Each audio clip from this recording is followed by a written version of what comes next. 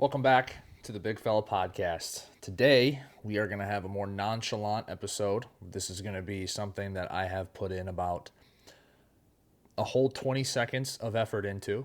I have a couple bulleted points here to the side, but I miss posting on YouTube, and I miss doing it consistently, and I missed having just a podcast. So today, welcome back. My name's 𝐤𝐢𝐻𝐿𝐻. I'm your host. I used to call it the Big Fella Broadcast. I'm not sure if I'm going to want to call it the Big Fella Broadcast or the podcast. Regardless, welcome back. Today, I'm here to help big guys get over overthinking and help anybody get over overthinking, but big guys specifically because I'm a big guy. And all my content and the whole point of the Big Fella brand is to help big guys become the persons they want to become, the people they want to be, stop overthinking, live a life of they actually enjoy. And most of the time that leads to building systems and losing weight and building muscle and knowing how to deal with difficult confrontations in your life, knowing how to overcome hardships mentally. Now, that's kind of a big ask, but I've been able to do it for a lot of my clients, and it's important to me because I feel like it's my way to make the world a better place, if you will. So today, I would like to kind of talk about my struggles with overthinking, where it's led to me today, and some of the steps that I've taken to overcome. Now Siri is talking to me on my phone. That's awesome. I wasn't even okay. Big brother's listening. No, but anyway, let's dive in. So the big trend that I've seen a lot of bigger guys, and I was ruthlessly reminded of this week for myself, selflessness can lead to burnout, and then that burnout can lead to guilt, and then that guilt can lead you to constantly feeling responsible for everyone around you. Now, I don't say selflessness to sit here and call myself selfless. I don't sit here to virtue signal and, make you guys think that I think I'm the bee's knees and I'm the coolest person ever. I am riddled with mistakes and wrongdoings, and I ask for forgiveness every day. However, it is largely my default state, and most of the people that I work with and most of the people that I know's default state, most big guys I know's default state is to help everyone around them. It's to put other people's needs above your own through a sense of servitude and sacrifice because it makes them feel good. Now, on paper, that sounds fantastic, but a lifetime of doing that can lead to some serious problems, both mentally and physically. Selflessness leads to burnout. And feeling responsible for everyone in your life or for more people than you should be feeling responsible for can get very tiring. And a lot of people are carrying the weight of the world on their shoulders right now. And a lot of it isn't as necessary as they might think.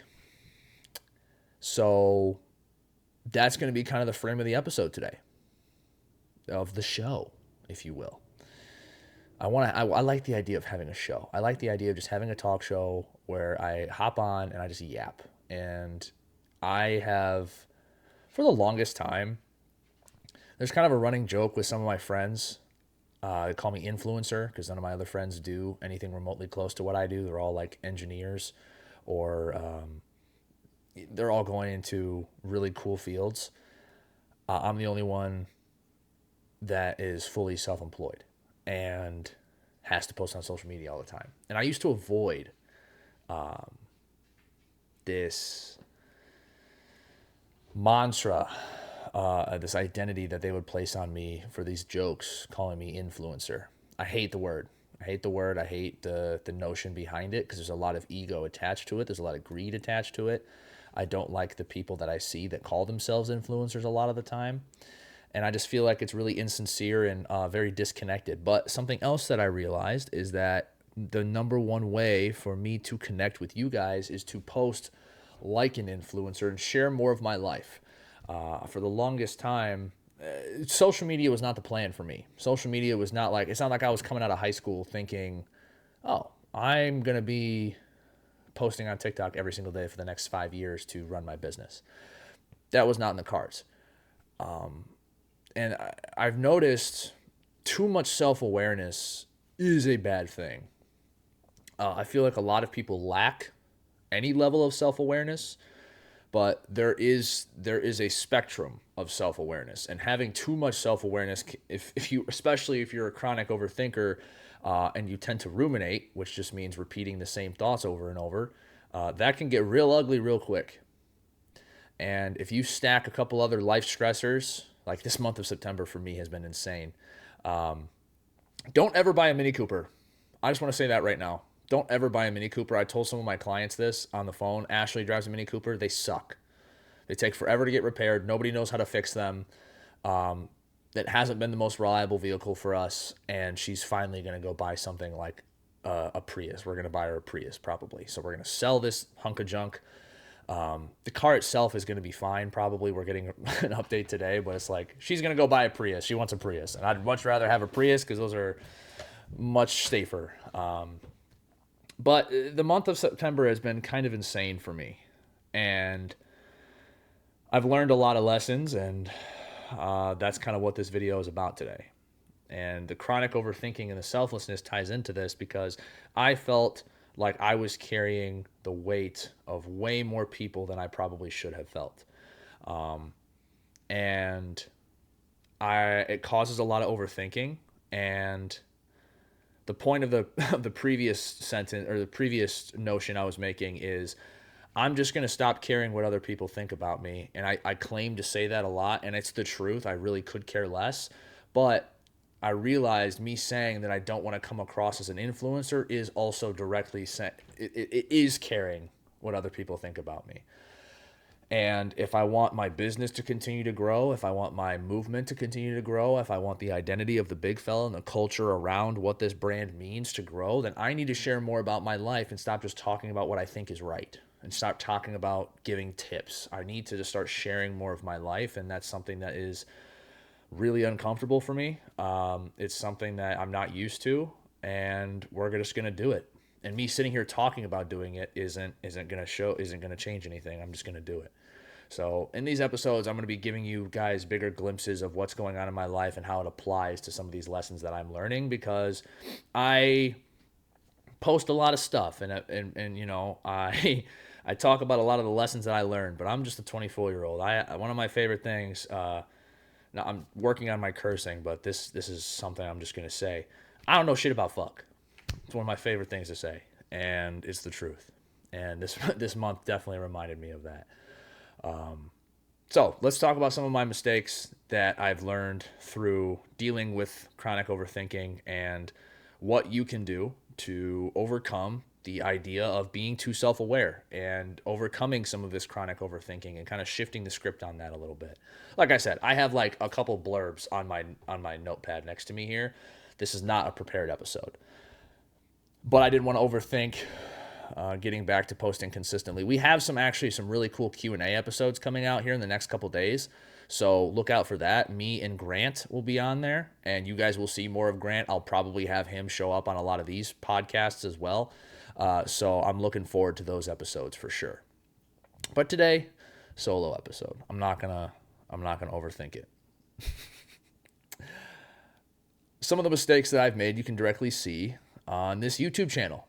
If you look back, starting in about probably November of last year, we'll just say a year. So today is September 30th, 2025.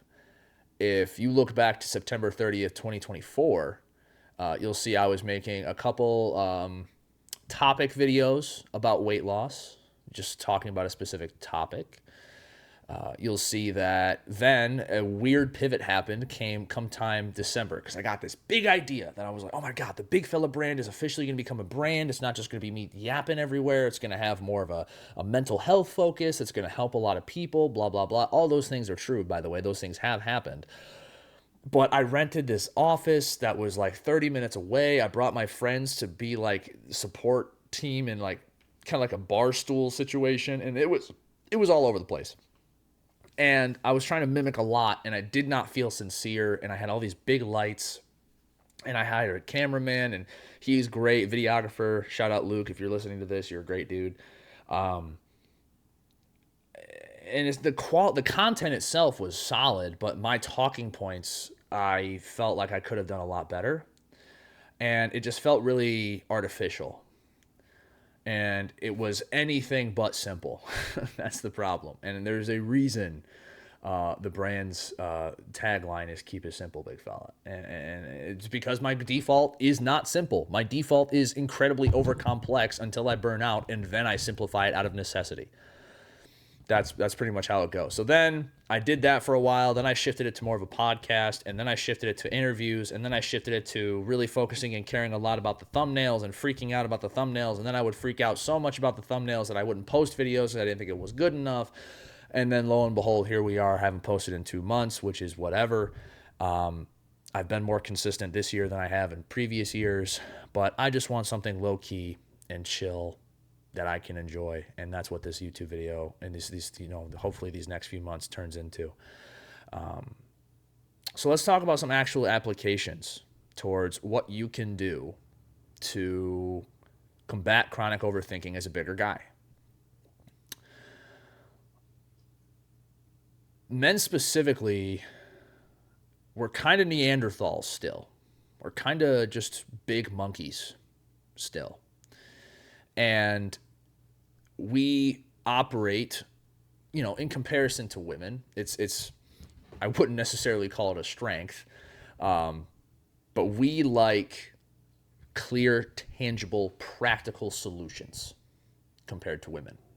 And I've seen this a lot through a lot of my work with my clients. I do work with about 65-70% men, about 30%-ish women for my clients. And men like tangible, practical systems and goals to shoot for and to rely on. If you are catching yourself overthinking, if you are catching yourself spiraling, if you are catching yourself burnt out, it's because your systems either aren't there or they're not working or you're not following them. Now, what's an example of a system? System is a euphemism for any sort of habit or routine that you are used to that makes your life easier, right? So a system is a budget. A system is a gym routine. A system is a morning routine even. I'm not that big on morning routines, I'm going to be honest. If you've got your own, go for it. More power to you, right? Also, everybody prayers up for my dog. He's getting a dental today. He should be fine. It's just a dental, but he hasn't had one in a while. And yeah, shout out, buddy. Childhood dog. I love you to death. With these systems, those are there to give you peace of mind. When you fail, when you are feeling weak, you only fall back on the systems that you have. That truly shows what you are, not what you are on a normal day in going to work, coming home, hanging out with your kids, hanging out with your family, hanging out with your friends. That's normal. Your systems really come through and shine when fit hits the shan.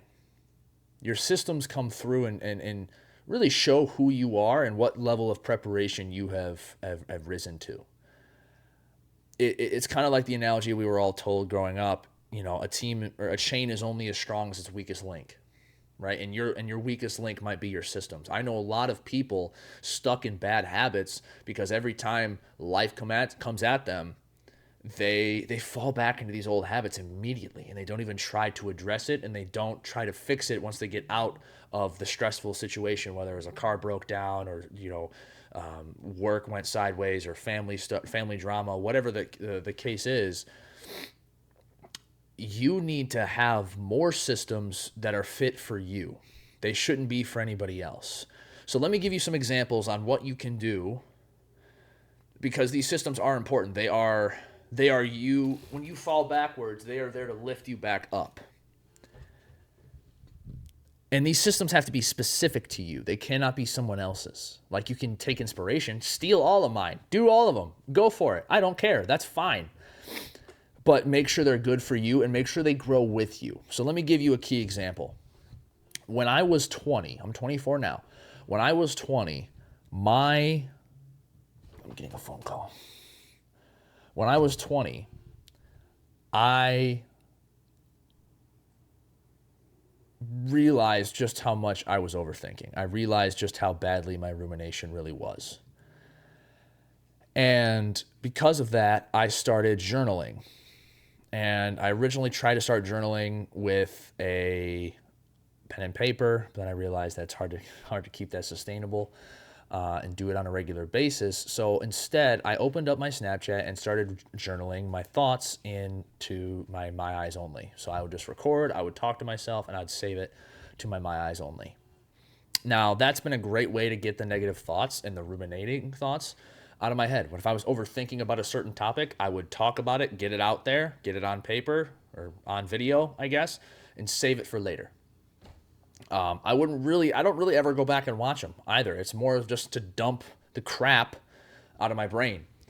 And that's been super, super helpful. And that's been a system that's gotten me this far, to be honest with you. If I didn't have that, oh boy, I do not know if you guys would ever see me on camera. I don't know if I would ever have a business. I'm going to be honest. But something that I've learned over these past couple months is that I do think that there is some growth that is needed within that system. Because sometimes those brain dumps just turn into self-soothing. Sometimes those brain dumps just turn into spinning the same thoughts over and over and over and over and over again. And the best way to combat overthinking is action. And that's one thing I'm here to tell you guys today is we can therapize, we can journalize, we can ostracize. I'm just trying to rhyme now. If we can have better tactics to limit the amount we overthink, but not prevent it, and let those tactics evolve with time, that's how we're going to move forward from this. Understanding first, action is always going to be the answer. I always say maximize inputs. Always, always.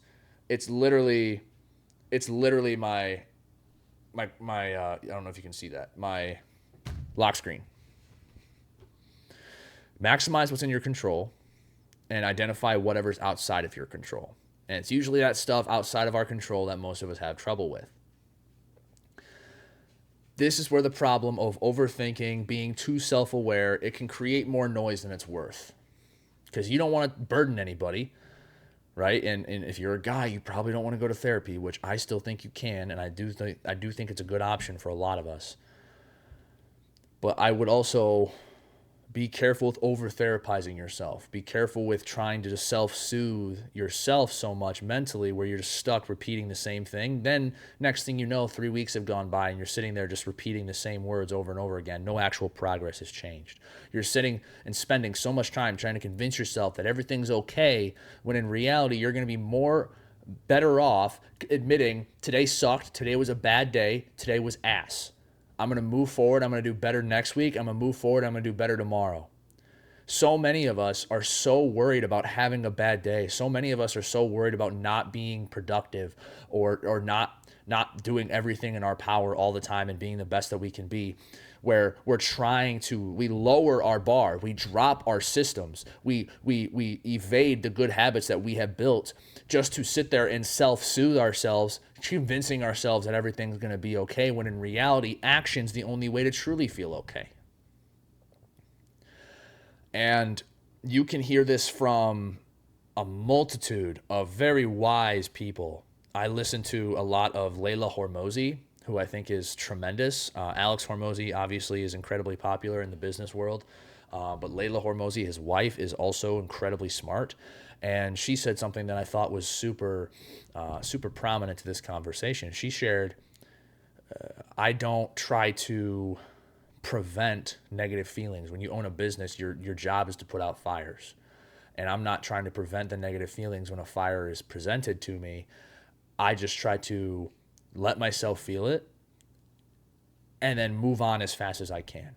So have a freak out in the side room, say screw it, punch the air a little bit, be upset for 10, 20 minutes, and then get back to baseline as fast as you can.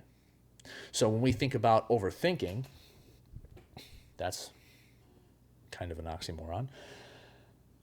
It's about limiting the overthinking, not trying to prevent it. because trying to prevent any sort of overthinking, if this is something you've done for your entire life, you're going to drive yourself crazy. Instead, commit to action, commit to the things inside of your control. Say, okay, this is not going my way, but what can I control? I can control my work today. I can control the workouts that I complete today. I can control my chores around the house, and I can control whether or not who I speak to today. Those are things in your control always, right? And if we can maximize action and minimize the thoughts and the time spent thinking about the things outside of our control, those are the actions that we can take to limit but not prevent the overthinking. If there's something that's upsetting you, be upset about it. Don't sit there and convince yourself that everything's all right, because then you're walking on thin ice with yourself, trying to prevent a crash out. Just crash out for a second and then get back to work. Get back to baseline. Get back to what you're used to doing. So many of us are trying to convince ourselves that everything is okay. It's all right to say it's a bad day. And that's a huge, huge, huge problem that comes from trying to foster all the responsibility of a family, or trying to foster all the responsibility of the people around you. I work with a lot of guys that are dads, that are brothers, that are trying to do their best for their family members, no matter their age, their job, their income, their whatever. Being a provider to the people around them is incredibly important to them. And a lot of these bigger guys have been told to be protectors. So now in their 20s, 30s, and 40s, since they've been the big protector guy most of their lives, they end up trying to do absolutely everything they can for everyone else and be overly selfless and leaving no extra gas left in the tank for themselves, because they're trying to convince themselves that everything's okay, so then they can convince everyone else around them that things are okay, instead of saying, I'm struggling, I need help. Whether that is literal therapy help over something mental, or, hey, I'm having a hard time solving this problem. What do you think about it? Dropping the ego. That's where a lot of that comes in, and that's probably a conversation for another episode.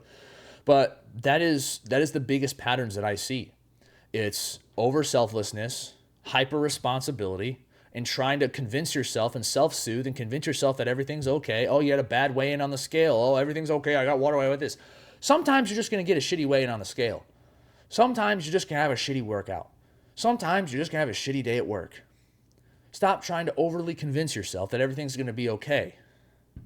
Let it be a bad day, feel it, move on, and get back to baseline. So then you're not lying to yourself, and then you're not lying to the people around you. The people around you are going to value true, brutal, real honesty. They don't want the people around you that really care about you. You might think they want you to be a superhero. They want you to be you.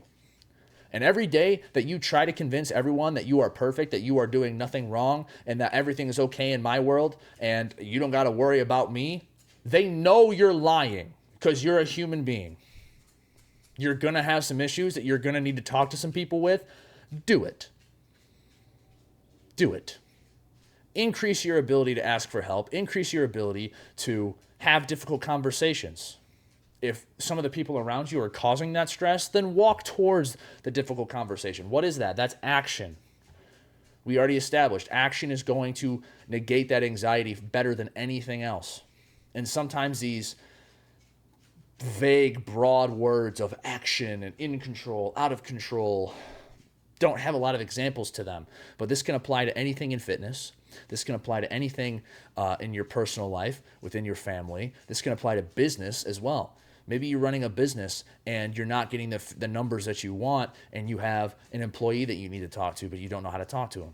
Or maybe you are trying a new job and you're super excited, and your family is like, oh man, you've got this new job. Now everything's going to be cool. We're going to be making more money, blah, blah, blah. Meanwhile, you fucking hate the job and you're not getting it, and you want to quit, but you want to foster that responsibility and to convince everyone else that everything's okay. What is that? Where do you think that ends up in the long term? That's what most of us are forgetting. So the last point that I'll make in this video today, in this show, zoom out. Zooming out kills a lot of this overthinking. Build these systems to help you think more long-term minded. Build systems that make you show up every day and move an inch forward. You're not going to see or feel an inch forward in investing an extra $5 into your Roth IRA. You're not going to, in the short term, you're not going to feel the extra 20-minute walk you went on that day. You're not going to feel the calorie deficit you put in that day. But if you give yourself these goals to shoot for and you zoom out and realize if you are showing up and doing those things more days than you are not, long term, you're going to get where you want to go. You want to look at the long-term trends. If you're in the same place you were 6 months ago, then fucking why? Why? Yeah, fit hits the shan. Yeah, the world's a scary place. But that does not absolve you for responsibility to improve your life. Just because you're so busy helping other people doesn't mean you can't and you shouldn't have goals. You absolutely should have goals to shoot for, because the best version of you, that means if you give yourself the best version of you, then everyone around you gets it too. So many of us think that we have to continuously pour from this empty cup, even though we hear the advice to not do that. Our default state is to do that, and I am included. I feel responsible for the well-being of Ashley, who I live with, who I've been together with for 6 years, the 4 pets that we have, my mom, my dad, and my sister, and some of my friends. I feel responsible for all of them. I'm working on that. I'm trying to address that, so I am now adjusting some of my systems to help me with that, right? I am fortunate enough to make enough from the business to provide for Ashley and I, so Ashley doesn't have to work a full-time job. She's going to school right now. She's almost done. But I was feeling a little anxious with that transition because we weren't really tracking our spending. And having 2 geriatric old dogs is expensive. So we sat down and we made a budget to where I could still deposit a good amount every month to savings and investments and still be able to cover all of our bases and still make time for date night and still make time for trips. And we've now been able to do that. What is that? That is a system. That is a system. The budget is a system. Coming up with my weekly goals, my workout goals for the week. I wasn't reading any books for the good first half of 2025. Why? I was running a ton, but because I was running so much, my lifting took a backseat. I don't want that to be the reality of the situation. So I've now created a system. I have weekly workout goals where I run 10 miles a week. I've done that for about 3 months now. I lift 4 times a week. I play basketball 1 time a week. And I'm going to read 3 chapters of my book every week, no matter what. I will make it happen. And that system works really well for me because my schedule often stays very fluid because I'm self-employed. Some weeks are heavier, some weeks are lighter. But that is a system that works better for me. Sometimes it works better for daily schedules. This evolves. But all I'm saying is don't be so stubborn in the systems that work that they can't evolve. Like I said earlier with that Snapchat voice memo stuff, sometimes I just have to shut myself up and stop fucking talking and let my brain quietly sit there and actually think about it and have a thought. Instead of constantly, immediately, something goes wrong, let me go self-soothe until I convince myself and gaslight myself that everything's okay, even if it's not. What the fuck is that going to do? In the long term, that's going to leave me in the same place. If I let myself feel that pain, if I'm trying to stop saying avoidant to that pain, I'll be able to solve the issue faster. I'll have a clearer mind. So my last piece of advice for you today before I hang up, because it has already been 30 minutes of me just talking to myself, don't sleep on the importance of stillness and the amount of clarity and the amount of answers that you're going to get about this overthinking, about this anxiety, about these systems to build and these habits to create. Sitting still with no stimulation is one of the best things you can do for that. Why do you always get good ideas in the shower? Because you don't have any stimulation in the shower. You're showering. Why do people typically get good ideas on walks? If they don't have their phone on them, it's because they don't really have as much stimulation. Why do people like meditating? Because there's no stimulation. They get a lot of clarity from it. Sit with stillness. Be okay with sitting with stillness and be okay with sitting with yourself. That is going to really help you come up with some of these answers. Okay. So that was episode whatever of the Big Fella Broadcast, Big Fella Podcast. Thank you guys so much for watching. I will leave some links in the description for some stuff for you guys to check out. I have a 25-day free email course for any of you struggling with starting your fat loss journey or muscle gain journeys. I also talk a lot about these other mental health systems, and I talk a little bit of finance. If you enjoyed anything I said in this video, go check out that email course. They'll send you 1 email a day, 31 days. People are absolutely loving it. If you guys want to check out the Big Fella hats, I'll drop a description for that below. And if you want to become a coaching client, then you can shoot me a message over on Instagram, and we can talk more about it. But I will be making more videos like this, more nonchalantly, no edits. It's going to get me better at cussing less and just talking about a point eloquently instead of just micro cuts, thanks to short form social media. It's probably ruined my brain inescapably. But yeah, thank you guys so much for watching. I can't wait to see you again. Keep it simple, big fella.